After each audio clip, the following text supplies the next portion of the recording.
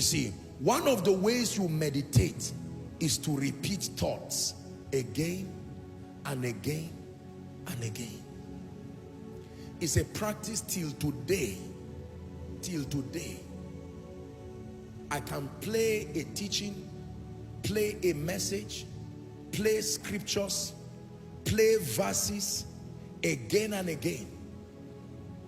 Sometimes I make declarations myself and record it.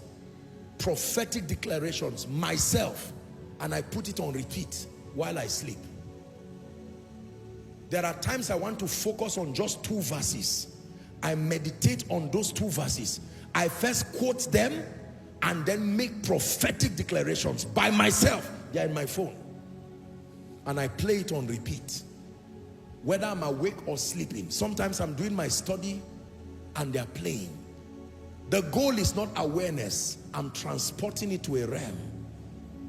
When it lands that realm, I know that I'm ready for the next step.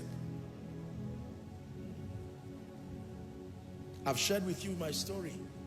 When God moved us to Abuja, I was praying and trusting God for direction.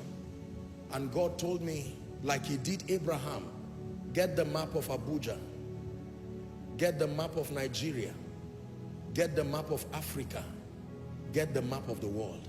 And he said, start praying with those maps.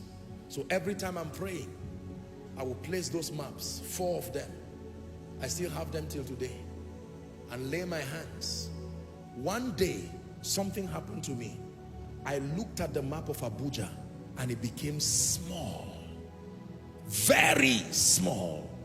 The city just became, it's like it just shrunk and it became small. I knew a miracle had happened. I knew Koinonia was ready to start. Because that reality of territorial dominion for the sake of his majesty, that's what happened.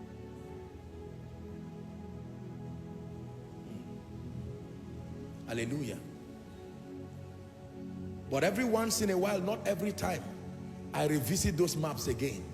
And now that God is sending us to the nations, I carry that map of the world sometimes and I look at it. And I look at the continents from the eyes of the Creator, not from the eyes of an inhabitant.